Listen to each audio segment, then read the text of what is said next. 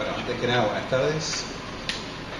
Les voy a hablar un poquito de una técnica utilizada para poder reconstruir objetos y escenas en 3D, que es fotogrametría. ¿Todos alguna vez han ido a ver alguna película en 3D? ¿Sí? Genial.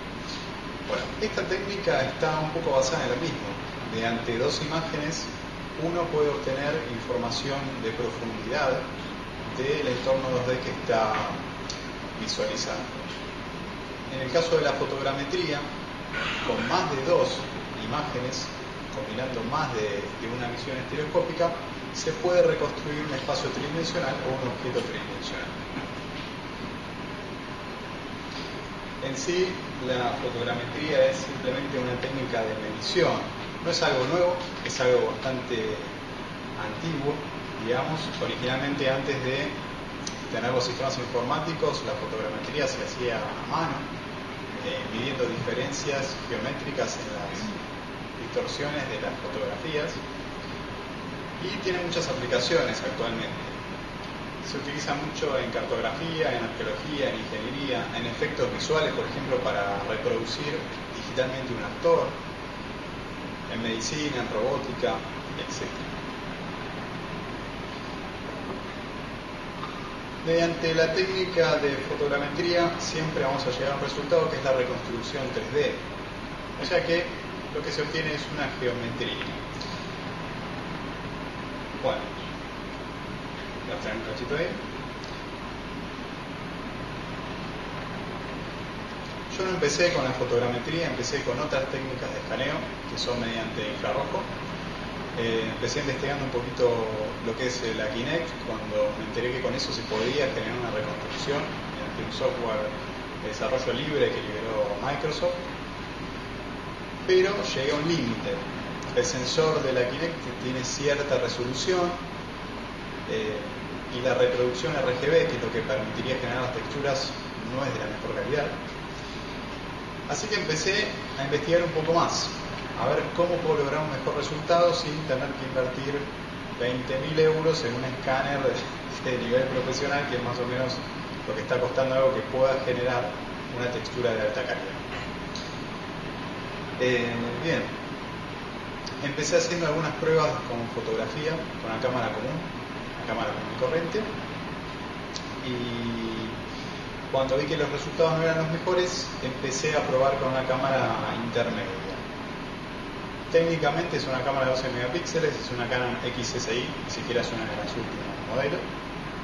Y este es uno de los primeros resultados a los que llegué. Es medio tronco, nada más. Lo interesante de esto es, en principio, la calidad no solo de la malla, sino de la textura y de la versatilidad que tiene, a diferencia de lo que es el escaneo infrarrojo, que no se puede utilizar en exteriores. Por lo menos no durante el día, porque la luz del sol produce una interferencia infrarroja muy alta. Bueno, lo que se puede ver ahí es un render bastante cercano al borde filoso del objeto. Eso es bastante difícil de conseguir mediante otras técnicas. Después empecé a experimentar un poco más con objetos y a ver cómo podía mejorar las condiciones de iluminación para un objeto en particular. Este es uno de los últimos trabajos que hice, lo hice especialmente para la charla. Una de las cosas que voy a mostrar es el proceso de principio a fin de fotogrametría. Acá hay un resultado bastante más avanzado que el tronco, no es el mejor modelo, pero es lo que teníamos.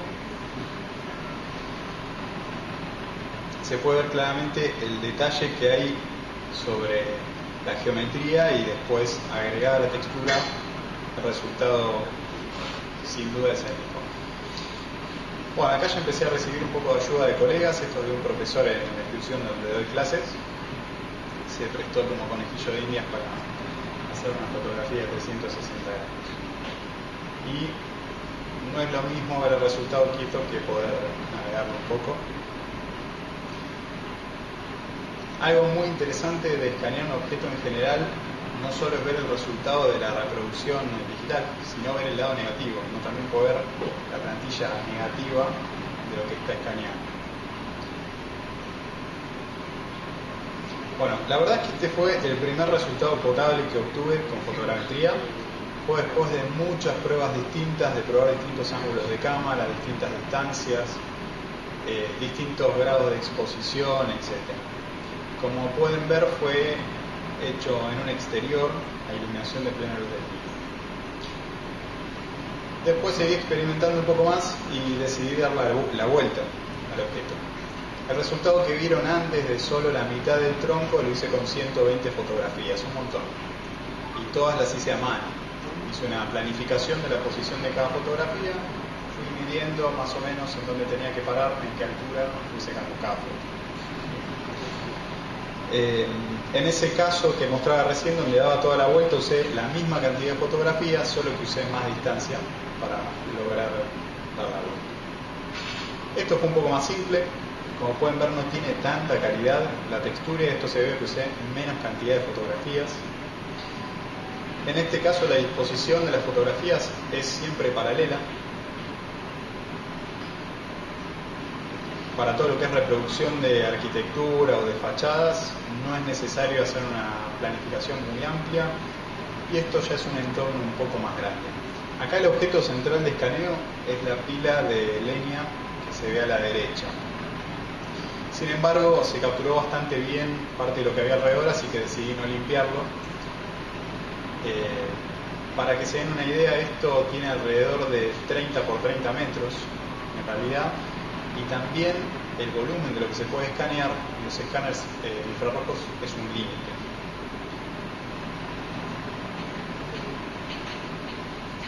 En este caso creo que usé alrededor de 160 fotografías en total. Para este usé menos. Para este escaneo en particular usé solo 67 fotografías. Pero en este caso hubo una planificación bastante precisa de la posición de la cámara. Estaba también muy bien planeada la iluminación. Acá es muy importante que no se generen sombras muy acentuadas o rígidas. Utilicé un flash para esto con un modificador, con un softbox, para intentar eliminar un poco las sombras rígidas. Y este es el resultado prácticamente RAW. Acá no hay nada retocado, a excepción de que saqué el piso en donde estaban apoyadas las zapatillas. Se puede ver en los acercamientos que el detalle de la textura es realmente alto, es altísimo, y esto se debe un poco a que justamente está capturado desde la fotografía, no desde un sensor infrarrojo o desde la Kinect o desde el Sense, que es otro tipo de escáner que tienen un sensor RGB de baja calidad. Bueno, ahí se ve sin la textura el resultado RAW del procesamiento de las fotografías. Se puede ver que captura bastante detalle. En el proceso es muy importante que la fotografía no tenga mucho ruido. Como dije antes, que la iluminación sea muy pareja. Si no hay ningún tipo de sombra, mejor. No requiere ningún tipo de sombra para poder interpretar la profundidad. Todo el software que se usa para esto lo que hace es procesar la profundidad de campo, no, la longitud focal por la cantidad de píxeles que tiene el ancho del sensor. Y la primera parte del proceso lo que hace es una especie de ingeniería inversa para determinar la posición original de donde se toman las fotografías. Por acá también se puede ver acercando bastante el resultado, que el detalle de la textura es muy profundo. Con un escáner infrarrojo de gama media esto no se puede llegar a capturar en cuanto a lo que es la textura de color, me refiero. Se puede ver bien incluso el detalle de la trama de la tela.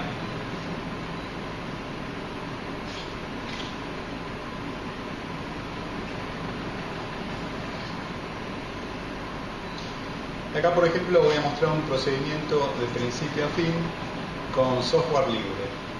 En este caso estoy usando el Python Photogrammetry Tool, que, bueno, al principio aprendí a usarlo mediante comandos, pero después vi que habían sacado una interfaz gráfica bastante simple.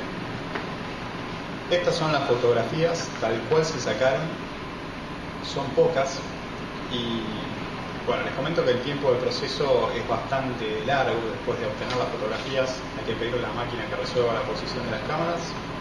Y esa primera parte del proceso puede tardar entre 15 minutos y una hora, dependiendo de la cantidad de fotografías, de la resolución, de si están en formato RAW, si están en formato de compresión como JPG. Por supuesto está acelerado el video acá, no vamos a esperar una hora. El Photogrammetry 5 Toolbox está disponible para Windows y para Linux, o sea que funciona en cualquiera de las dos plataformas. Y está muy simplificada la función de captura. Es cuestión de cargar la secuencia de imágenes. Se obtiene un primer resultado que, como comenté antes, es la alineación de cámaras. Se puede ver que está el proceso terminado y está la ruta temporal a donde sale el resultado. Se carga en una función de resolución secundaria en la cual se genera una nube de puntos densa, que ahora les voy a mostrar. Y después sobre esa nube de puntos se utiliza algún otro tipo de software, en este caso también usa un software gratuito que se llama MeshLab, y genera la superficie geométrica en base a la nube de puntos. La segunda parte del proceso es bastante más larga. En este caso creo que tardó alrededor de 2 horas y media.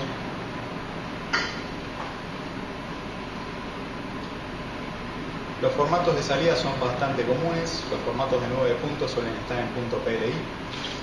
Ahí se guarda la información de posición de cada punto y además la información RGB, que es de donde después se obtiene la textura. Este software que ven aquí es el MeshLab. Al principio, en primer lugar porque faltan fotografías para que esto tenga mayor calidad, y además porque el objeto principal de escaneo es el sofá que ven ahí. Alrededor hay puntos que están de más, y antes de pasar al proceso de generar la malla hay que hacer una limpieza. Básicamente es seleccionar los puntos que sobran y eliminarlos. Lleva un tiempo. Esta es la parte manual del trabajo a la cual uno no le puede escapar.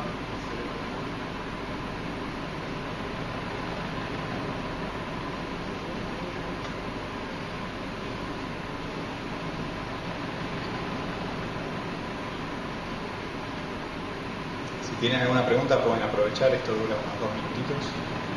Sí, ¿vos usas trípode cuando sacas todas las cámaras? Es una buena pregunta. Si la secuencia de fotografías está nivelada a la misma altura, se obtiene mejor calidad. No es necesario que estén alineadas de esa forma, se puede hacer a mano, pero lo cierto es que sale mejor así. Después voy a mostrar un par de disposiciones de trípodes que tienen que ver con justamente esto. Bueno, acá ya pasé a obtener la malla. Apliqué un filtro sobre la nube de puntos. Algunos puntos que no borré, lo que hicieron fue generar esa malla extra por fuera del objeto principal y tuve que limpiar los polígonos. Y después se proyecta la información de color de vértice que se generó en cada punto y se convierte en textura. Este es el resultado final.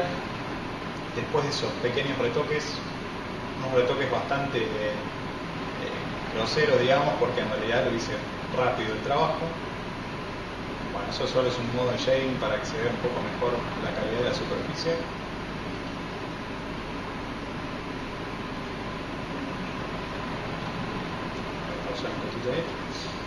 En cuanto a software disponible para trabajar con fotogrametría,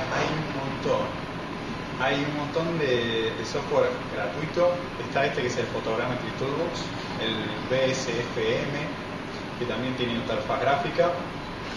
Después hay uno que es OSM, que es totalmente por línea de comandos. E incluso hay una versión, un release de Debian de Linux, que es únicamente para trabajar con fotogrametría. Se llama ArchOS, como de arqueología. Uno carga el sistema operativo, esa versión de Linux, y ya viene con las herramientas para generar cosas de fotogrametría. Viene con software de edición 3D libre, viene creo que instalado con el Blender, con el MeshLab, viene el Photogrammetry Toolbox también instalado.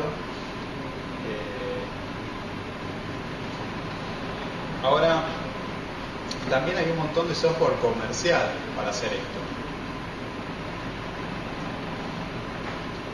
Por ejemplo, Este es uno de los tantos software que probé. Cuando empecé a investigar con esto, en total terminé probando alrededor de 28 software distintos en profundidad. O sea, experimenté con todos ellos hasta que se me acabó el tiempo de prueba o la paciencia. Algunos no son muy intuitivos y requieren de muchos pasos extra que no tienen sentido. Y algunos tal vez son excesivamente caros cuando con un software gratuito de muy poco valor se puede obtener el mismo resultado. Bueno, el Aquisoft PhotoScan está solo eso, y con este software es con el que hice el escaneo de las zapatillas, que es lo que voy a pasar a mostrar ahora. Funciona solo para Windows, pero la verdad es que por el precio se obtiene un resultado muy bueno. Está muy simplificada la interfaz, tiene herramientas de limpieza y de retoque ahí mismo, genera la malla, la decima, que esto es una parte importante del proceso de escaneo, ya sea con infrarrojo o con fotogrametría. La malla que se obtiene en un escaneo es muy densa y no sirve en la práctica ni para mandar una impresora, ni para hacer un objeto animable, ni para renderizar. Estamos hablando de mallas de cientos de millones de polígonos. Lo que se hace es un proceso de decimación en el cual se disminuye la cantidad de polígonos a una cantidad utilizable. Por ejemplo, paso de 6 millones de polígonos a 100.000, intentando no perder la calidad del detalle de la superficie. Esto también lo hace el software. Photogrammetry Toolbox también lo hace automáticamente. Acá tenemos un poco más de control. Y el paso final es la proyección de la textura sobre el resultado decimal.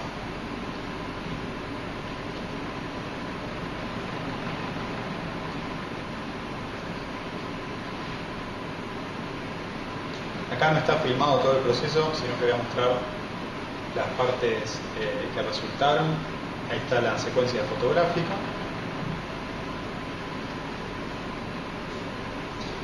Esta es la malla, esta es la nube de puntos de baja densidad. Ese es el resultado de la alineación de las cámaras, únicamente.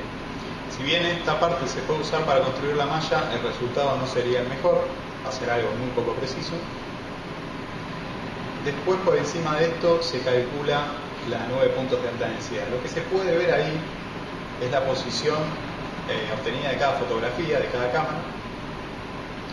Esta fue la planificación fotográfica que hice antes de llevar a cabo el trabajo. Y el resultado de la nube de puntos de alta densidad es este que ven acá. A una distancia relativamente lejos, la nube de puntos se ve como un objeto sólido, pero si uno se acerca, se nota que son puntos nada más. La nube de puntos sin información de color.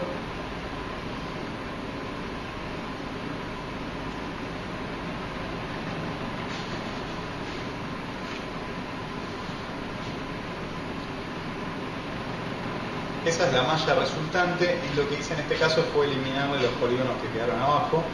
Se puede ver que hay un poco de ruido por ahí adelante, falta algo de detalle. Otra cosa que no se suele por ahí decir, sobre todo los que venden el software comercial o los escáneres comerciales, es que el trabajo de escaneo requiere de postproducción. El resultado RAW no es el mejor. En muchas ocasiones hay que trabajar a mano sobre el escaneo. Para eso se puede usar algún software como, por ejemplo, ZBrush o Moodbox o Sculptris, si buscamos algún software gratuito que permita esculpir digitalmente encima del escaneo. Bueno, esto es simplemente un ejemplo de configuración típico para obtener un buen resultado. Es importante que la longitud focal sea fija, o sea que en un mismo escaneo no conviene sacar con un lente de 50, después con uno de 18, conviene que sea todo con el mismo tipo de longitud focal. También es importante que esté foca la distancia, que esté fija la distancia focal. Es importante no cambiar la distancia de foco. En este caso, el lente de 18 milímetros es un límite, menos de eso ya es medio complicado de calcular. Para el software empieza a generar distorsiones esféricas en el modelo. Por ejemplo, si en una captura fotográfica de este escenario, en este lugar empezaría a ver las paredes curvas en la geometría, eso es lamentable. Después lo que es el f-stop y el ISO tienen que ver un poco con... La foto tiene que ser lo más nítida posible. 5 también puede llegar a ser un límite, menos de eso ya se empieza a ver mucho fuera de foco y hay que sacar más fotografías para equiparar esa falta de profundidad de campo. El ISO ahí no está ni bien ni mal. ¿Por qué? El ruido eléctrico en la fotografía, el ruido electrónico en la fotografía, va a generar ruido sobre la superficie de la malla.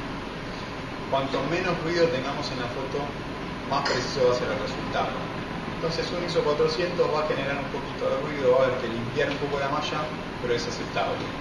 De 800 para arriba, también dependiendo de la cámara y el ruido que genere o que no genere, vamos a perder mucha calidad en el resultado de la malla. La velocidad de disparo X, obviamente, porque dependemos de la situación de iluminación que tengamos en el lugar. Si podemos controlar la iluminación mediante flashes, mejor, porque podemos hacer un disparo muy rápido. Y si tenemos un turntable, que es simplemente algo que haga rotar el objeto para escanear, podemos obtener resultados bastante rápido. Por ejemplo, con un turntable que dé una vuelta por minuto, podemos programar la cámara con un interbolómetro para que saque las fotografías cada un segundo. Tenemos el proceso semi-automatizado. Bueno, flash con modificadores para que no haya sombras duras o luz natural. Y lo ideal es que esté nublado para no tener estas sombras duras. No sé si vieron en el tronco en el cual di la vuelta, que se ve en el piso se ve la sombra del sol. Bueno, el escaneo igual salió bastante bien.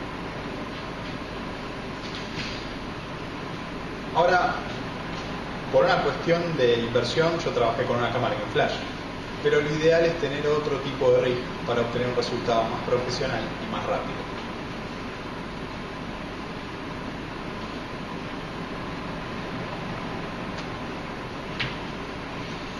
Bueno, acá les muestro dos ejemplos de configuraciones típicas con cantidad de cámaras. La idea de esto es tener todas las cámaras sincronizadas y con un solo disparo lograr el escaneo. Esto ya no es tan barato, pero sí, por supuesto. El resultado es mucho mejor y es más eficiente por dos motivos. No tenemos que, si es una persona, es muy difícil lograr un resultado con una sola cámara, porque el leve movimiento, bueno, ahí está el objeto de estudio. El leve movimiento de esta persona va a hacer que el escaneo salga mal. Es muy difícil lograr escanear a una persona con una sola cámara. Este es un array de cámaras verticales. Está bastante bien, digamos. La cantidad de cámaras es poca, el resultado que se obtiene es bastante alto. Ahora, ¿para qué es ideal también este tipo de array? Si utilizamos una sola cámara y pretendemos escanear un objeto que tenga reflejos en la superficie, estamos en problemas, porque ese reflejo va a cambiar a medida que nos movamos o a medida que rotemos el objeto. Entonces, cuando tenemos una superficie brillosa, ¿no?, que está medianamente pulida, sí o sí necesitamos este tipo de inversión para lograr el resultado del escaneo.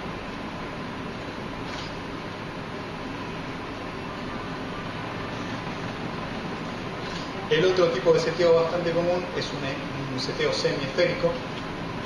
Se puede lograr con una columna curvada o con una media geoesfera. Eso ya es una inversión mucho mayor. Además hacen falta más cámaras. Y bueno, si alguien quiere hacer alguna pregunta, también hay unos 2 minutitos más. Sí.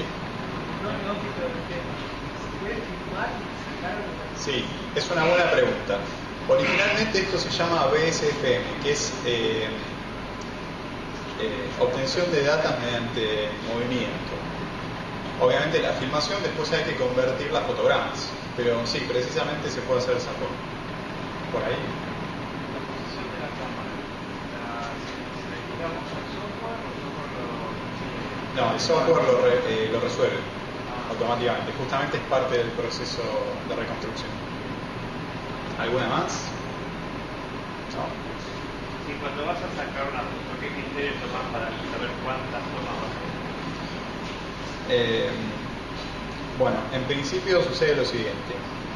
Si el objeto es pequeño y tiene mucho detalle milimétrico, hay que sacar muchas fotos, hay que usar una distancia focal lejana para darle espacio a la posición de la cámara, que no quede superpuesta, sino que haya por lo menos una distancia de un lente por cada cámara. Y cuanto más cantidad de fotografías se saquen, más va a ser el detalle que se obtenga. En realidad el criterio es ese. Hacen falta un mínimo de unas 30 fotografías para lograr una reconstrucción de baja calidad. Acá lo de las zapatillas lo hice con unas 60 fotografías, quedaron bastante bien. Lo podría haber hecho con menos, pero algunos detalles, como por ejemplo el rulo del cordón, bueno, eso hubiera quedado solito. No hubiera resuelto que ahí hay una perforación en la cual no tiene que generar una malla. Seguramente hubiera puesto en la nube de puntos, unos puntos con la misma información RGB de lo que está abajo esa perforación. Yo creo que con 60 fotografías o más el resultado probablemente va a ser el mejor. Y hay que tener también un poco en cuenta el recurso de hardware que uno tiene en cuanto a computadora. Lo mejor es procesar las fotografías en formato RAW, sin pérdida de calidad. Con 8 GB de RAM eso es medio complicado para más de 60 fotografías. Hice algunos escaneos de hasta 400 fotografías y con 16 GB de RAM se me hizo imposible. Así que empecé a trabajar con JPG en la máxima calidad posible. Sin embargo, la pérdida de calidad, la verdad que no sé. Bueno, para cerrar les quiero mostrar algunos casos de estudio, digamos, en que se está implementando esto. Por ejemplo, de Smithsonian X, que es un museo virtual que están empezando a generar, capturando especímenes u objetos históricos de distintos museos del mundo. Están subiendo una librería que uno puede navegar, la verdad que es muy interesante. Acá atrás.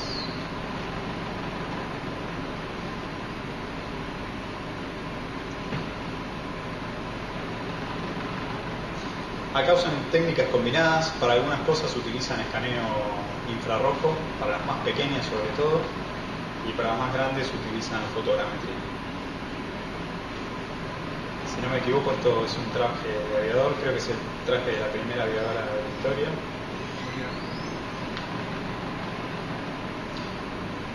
La posibilidad de ver los modelos de esta forma también se debe a la aparición del WebGL. Desde hace un año aproximadamente se pueden visualizar objetos 3D y renderizar en tiempo real directamente en los navegadores. Y hacer algunos cambios de iluminación o de proyección de sombras o iluminación de ambiente para ver mejor la profundidad del objeto, etc. Y otro caso bastante conocido actualmente que se está haciendo famoso es el caso del estudio TEM24.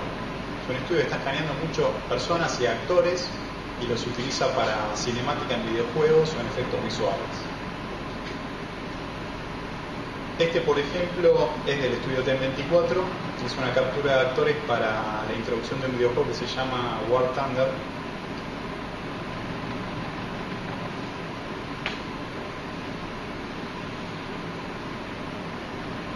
Las fotografías de abajo se puede ver un poco el rig vertical de las cámaras.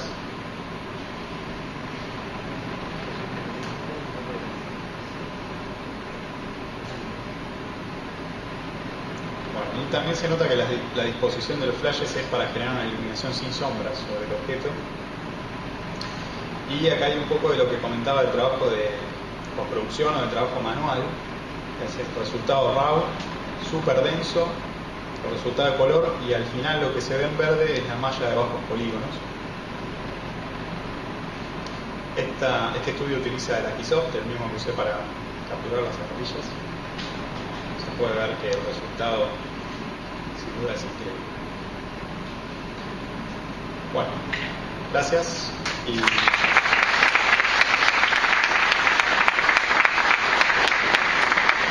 tienen alguna otra pregunta, adelante o me quedo por acá. Bueno, pasar con STL se puede.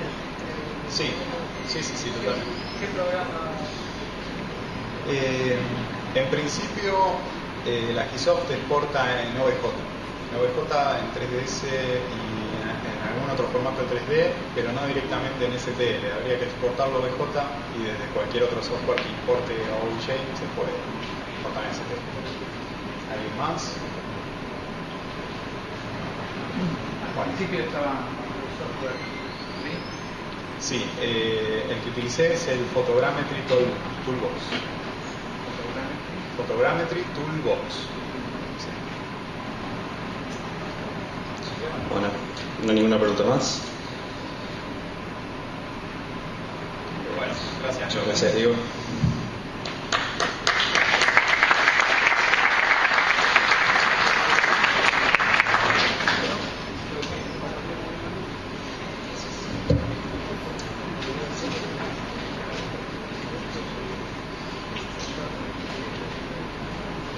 Bueno, ahora damos paso a Ariel Lutenberg. Él nos va a hablar sobre la computadora industrial abierta argentina, un proyecto que acaba de ganar uno de los premios Innovar la semana pasada.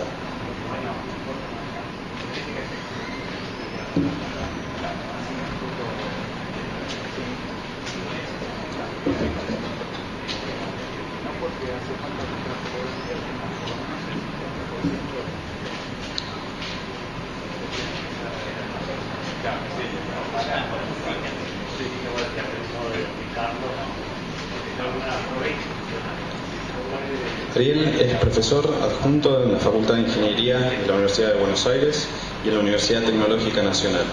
Es investigador asistente del CONICET